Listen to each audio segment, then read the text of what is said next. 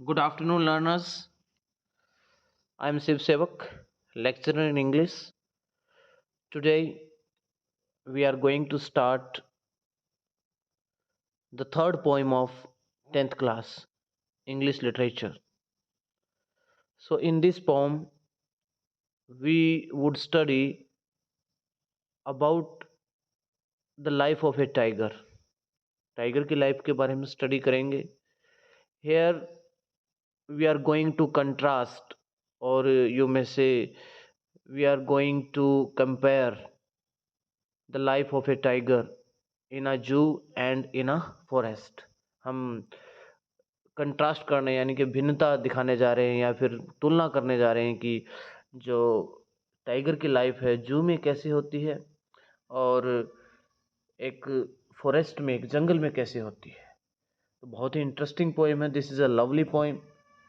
और how nicely the poet Leslie Norris has shown the differences of the life of a tiger in a zoo and in a forest. कितनी अच्छी तरह से दिखाया गया है. तो बहुत अच्छी पोइम है. You will enjoy it a lot. बहुत एंजॉय करोगे आप इसको. So let's start.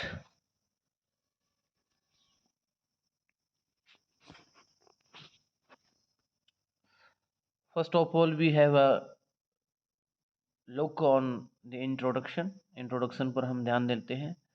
This poem contrasts a tiger in the zoo with the tiger in its natural habitat. इस पोम में क्या है कि एक टाइगर की लाइफ को ही कंपैरिजन किया गया है. Contrast means to compare two things to show the differences between them, यानी कि उनके बीच डिफरेंस दिखाने के लिए उनके बीच तुलना करना. तो एक टाइगर की जो जू में लाइफ क्या होती है और एक नेचुरल हैबिटेट. नेचुरल होता है स्वाभाविक, मतलब जहाँ निवास स्थान होता है उसका. ठीक है ना. हैबिटेट होता है रेजिडेंस, यानी कि हम कहेंगे फॉरेस्ट, जंगल को भी बोल सकते हैं. फॉरेस्ट में उसकी जो लाइफ होती है उसको बताया गया. और सीधा आपको पता है हिंदी में भी वर्ड यूज किया जाता है और इंग्लिश में भी सेम है, जंगल. हम जंगल भी कह सकते हैं.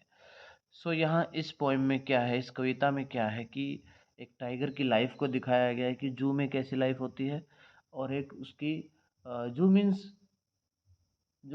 Is a place where animals are kept for display for the visitors. They have a look on them. कि विजिटर्स के लिए मतलब क्या है, जू क्या होता है, एक ऐसा स्थान जहाँ पर डिफरेंट टाइप्स ऑफ एनिमल्स को रखा जाता है एक डिस्प्ले के लिए. लोग आए वहाँ पर, वहाँ देखें उनको कैसे, कौन कौन से जानवर होते हैं, कौन कौन से बर्ड्स एनिमल्स होते हैं, ये सब उसमें दिखाया जाता है. तो इसमें इस लाइफ का जिक्र किया गया है. This poem moves from the zoo to the jungle. ये जो पोइम है हमें हम देखेंगे इसके स्टेंजाज में कि ये जू से स्टार्ट होती है और जंगल तक जाती है and back again to the zoo. और वापस कहाँ पर आकर ये पोइम खत्म हो जाती है, जू पर ही.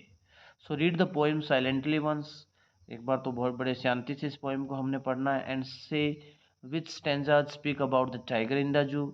और हमें बताना है, हमें कैलकुलेट करना है कि कौन से ऐसे स्टेंजाज हैं जो जू की लाइफ के बारे में बताते हैं टाइगर की. And which one speak about the tiger in the जंगल. और कौन से ऐसे स्टेंजाज हैं जो जंगल की लाइफ के बारे में बताते हैं. सो let's start. He stocks in his vivid stripes, the few steps of his cage on pads of velvet quiet in his quiet rage. Here the poet discusses about. यहाँ पर जो पोएट वो डिस्कस करता है कि the he has come here for tiger. Tiger के लिए आया है यहाँ पर ही.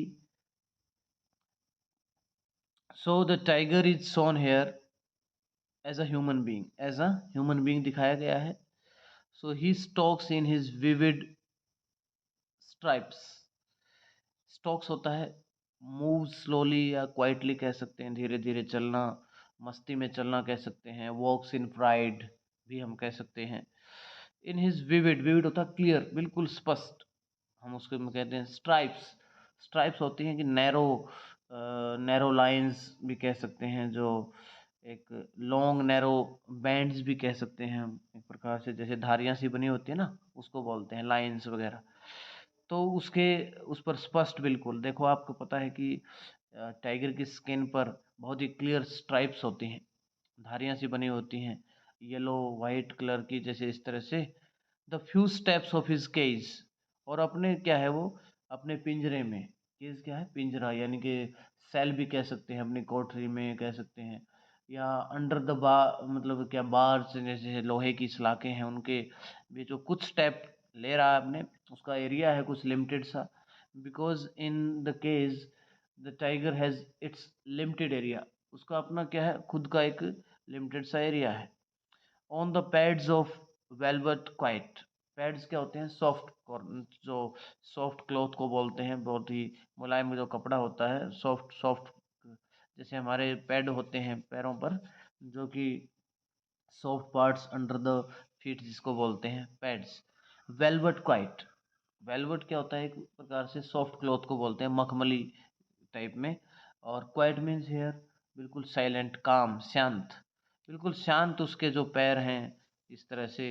इन हिज क्वाइट रेज, क्वाइट बिल्कुल शांत, इसके लिए दोबारा फिर आ गया, रेज होता है एंगर, गुस्सा, यानी कि गुस्सा में तो है, because he wants to come out, out of the cell, वो उस कोठरी से, वो उस जेल से बाहर आना चाहता है, बट ही इज हेल्पलेस, नहीं नहीं आ सकता, वो असहाय है।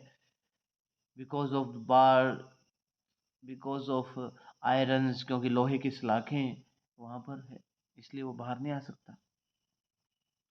सो in the first stanza, the life of a tiger in the zoo is shown, कि फर्स्ट स्टैंजा में हम देखते हैं कि जो केस से पता चलता है हमें, और फ्यू स्टेप से पता चलता है कि उसकी जो लाइफ है, बहुत क्या है, एक जू में कैसी दिखाई गई है, बहुत ही लिमिटेड सी लाइफ दिखाई गई है। In the second stanza we move,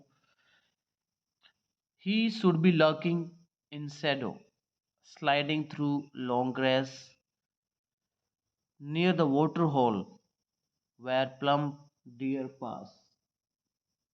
In the second stanza, देखिए सेकंड स्टेंजा में वर्ड से ही हमें क्लियर हो रहा है कि डियर कहाँ मिलते हैं, हिरन कहाँ मिलते हैं। First of all we have a look on the word meanings.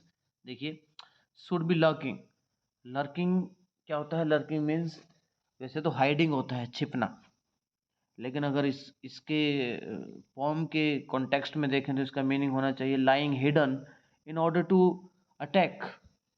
भाई हमेशा टाइगर होता है जो हमेशा अपने हंट हंट में, यानी कि अपने शिकार के लिए हमेशा तैयार रहता है, बहुत एक्टिव रहता है, और छिपा रहता है कहीं न कहीं छाया में, ताकि कोई भी अगर हिरन वगैरह जाए, या और एनी अदर एनिमल, डियर है या एनी अदर एनिमल जाए, तो उसको उस पर अटैक कर सके। तो यहाँ पर श्योर है, the life of a tiger is in the jungle is shown here in the second stanza. Second stanza में कि जो एक टाइगर की लाइफ है वो जंगल में दिखाई गई, कि जंगल में कैसी लाइफ होती है। Here the poet guesses, poet यहाँ पर अपना अनुमान लगाता है, he should be lurking in shadow, कि इस टाइम पर, जिस टाइम पर मीन कहाँ है, जिस टाइम पर वो जू में है, इस टाइम पर तो उसको कहाँ होना चाहिए था, अगर वो suppose the tiger in the jungle, so what should be the activity of the tiger, कि अगर वो टाइगर उसी टाइम पर एक जंगल में हो तो वो कैसी एक्टिविटी करता हुआ होना चाहिए। ही should be lurking in shadow, कि उसके तो अभी भी छाया में क्या होना चाहिए, छिपा हुआ होना चाहिए, अटैक करने के लिए बिल्कुल एक्टिव तैयार होना चाहिए। स्लाइडिंग थ्रू लॉन्ग ग्रास, और जो लंबा घास होता है जंगल में, उसमें स्लाइडिंग होता है, फिसलना। स्लाइडिंग मीन्स हम कह सकते हैं कि walking with ease, moving very slowly, धीरे धीरे चलना, बड़े उससे उससे फिसलते हुए अंदाज में होना। So near the water pole, water hole के पास आ, उसको होना चाहिए। वाटर होल क्या होता है, एक ऐसा प्लेस जहाँ पर पानी इकट्ठा होता है और सभी एनिमल्स जाते हैं वहाँ पर पानी पीने के लिए। तो water hole means a place where water collects and where the animals go to drink water, पानी पीने के लिए जाते हैं वहाँ पर। और वहीं पर क्या होता है, where plump deer pass. Plump क्या होता है, फैट, बड़े मोटे तगड़े अच्छे। डियर एन एनिमल होता है, हिरण को बोलते हैं हिंदी में। पास जहाँ से गुजरते हैं, और वही उसका शिकार भी होता है, हंट भी होता है। सो द सेकंड स्टैंजा में हमें पता लगा कि the life of a tiger in a jungle, the life of a tiger is shown in the jungle. जंगल में दिखाई गई है उसकी लाइफ, और जिसमें वो डिफरेंट टाइप की एक्टिविटीज़ करता है, जैसे कि स्लाइडिंग करता है लंबी घास में, और वेट कर रहा होता है बड़ी मतलब अटैक के लिए छाया में छिपकर, और वाटर होल के पास जहाँ पर बहुत ही मतलब मोटे तगड़े यानी कि डियर वहाँ से गुजरते हैं, और वो उसमें रहता है। Now we move on third stanza. He should be snarling around houses at the jungle's edge. स्नॉर्लिंग वैसे होता है घुराटे से लगाना, आवाज करना, स्नॉर्लिंग को बोलते हैं। स्नॉर्लिंग, ग्राउलिंग जिसको बोलते हैं, ठीक है, इंग्लिश में ग्राउलिंग कहेंगे इसको, GROWLING। कि इस टाइम तो अराउंड हाउसेस, अगर जो टाइगर है जंगल में हो, तो आसपास जो घर होते हैं ना, घरों के चारों ओर अभी तक तो घुराटे पूरी, मतलब दहाड़ना जिसको बोलते हैं हम हिंदी में। Actually the poet gases here कि अभी तक तो उसको, अगर वो जंगल में होता तो कहाँ होना चाहिए, अभी तक तो घरों के आसपास मंडराते हुए दहाड़ते हुए होना चाहिए था। किसको, टाइगर को। He should be snarling around houses, घरों के आसपास दहाड़ते हुए होना, means he should be making great noise around houses, घरों के आसपास बहुत शोर शराबा करते हुए होना चाहिए था। At the jungles as per, जंगल के किनारे पर बिल्कुल, जो घर होते हैं बसे। Bearing his white fangs, bearing होता है शोइंग, दिखाना, अपने वाइट जो फैंग्स होते हैं, वैसे तो नेल्स को बोलते हैं, लेकिन यहाँ पर बड़े लॉन्ग टीथ के लिए आया है, जो टाइगर के लंबे दांत होते हैं ना, उसके लिए आया है। बहुत, एक प्रकार से कहें कि लॉन्ग शार्प टीथ, बहुत ही तीखे दांत होते हैं जो, तो वो इसको हम फैंग्स बोलते हैं। और अगर एक वर्ड और हम इंग्लिश में कहें इसके लिए, वर्ड होता है नेल्स, जो उसके नाखून है ना बिल्कुल शार्प, वो दिखाते हुए। हिज क्लोज भी जो उसके पैरों के जो नाखून होते हैं उनको बोला जाता है, पंजे पंजे बोलते हैं वैसे क्लोज। टेरराइजिंग द विलेज, और पूरे मतलब गांव में अभी तक आतंक मच जाना चाहिए था, क्योंकि tiger is a dangerous animal, बहुत खतरनाक मतलब जानवर होता है। When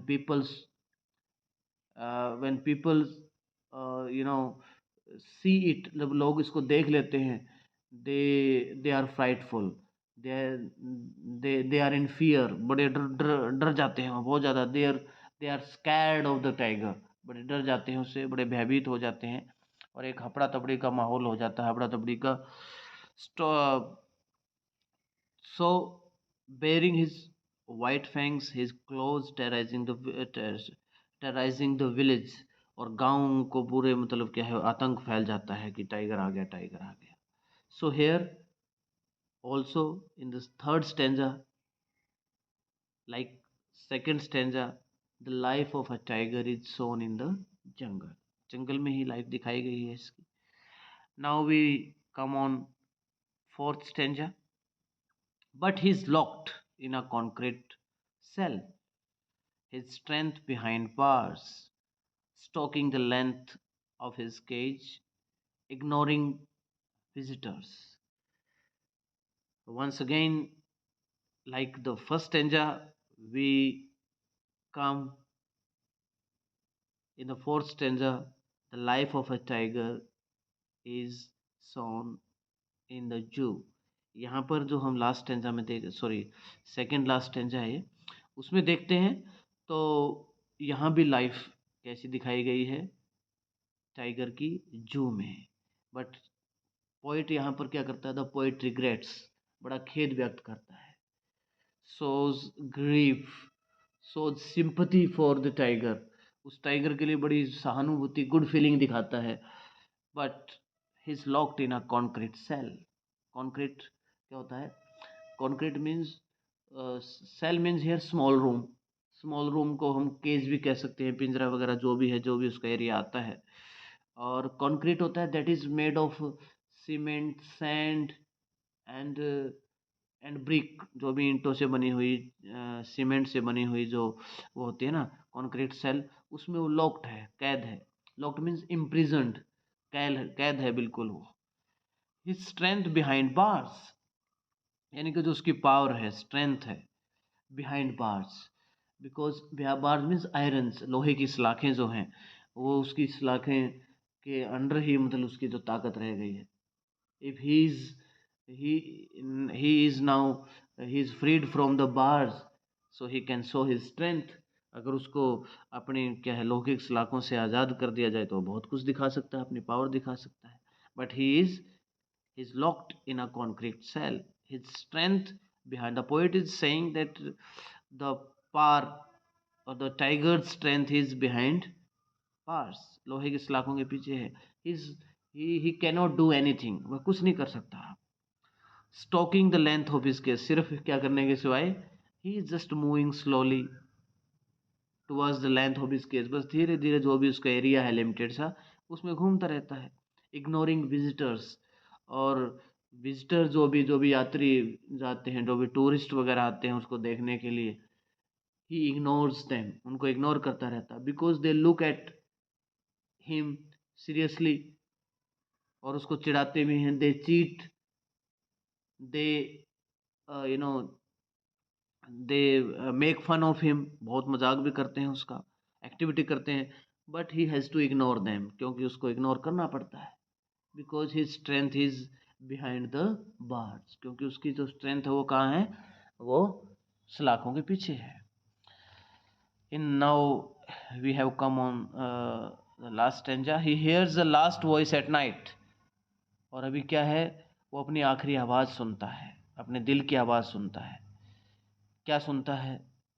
the patrolling cars, cars वगैरह जा रही हैं, शोर शराबा कर रही हैं। Patrolling, patrolling means going around to see that is it is safe and there is no trouble, कोई समस्या नहीं है इस प्रकार से। पेट्रोलिंग कार्स हैं। And stares with his brilliant eyes, अपने मतलब उससे क्या है वो ब्रिलियंट होता है, शाइनिंग, उसकी चमकती हुई आंखों से घूरता है, देखता है। एट द ब्रिलियंट स्टार्स, और बिल्कुल चमकते हुए सितारों उसको देखता है, और देखते ही रह जाता है। लेकिन कुछ क्या है, बहुत हेल्पलेस है अपने आप में। और हम कहेंगे कि ये जो टाइगर, अगर हमें लास्ट में, tiger does not know what is rest, tiger को तो पता ही नहीं कि आराम क्या है। क्योंकि उसको एट नाइट, रात को भी देखो उसको, he has to he has no sleep, वे में से कि उसको कोई मतलब रात को कोई नींद नहीं आती है। And perhaps he is asking God that why he has been locked there, कि उसको क्यों वहाँ पर लॉक किया गया है, वो शायद गॉड से कह पा रहा है। So dear learners, we have after reading the poem, we have after all have come on the conclusion that the poem really gives us a message that life that is bound, or what is the difference between freedom free life and life that is bound one. So we must live freedom free life, हमें जिंदगी आज़ादी से जीनी चाहिए, और free होकर हमें काम करना चाहिए। अंडर बाउंडेशन हमें कोई काम नहीं करना चाहिए। That we can have a message from this poem. Thank you very much.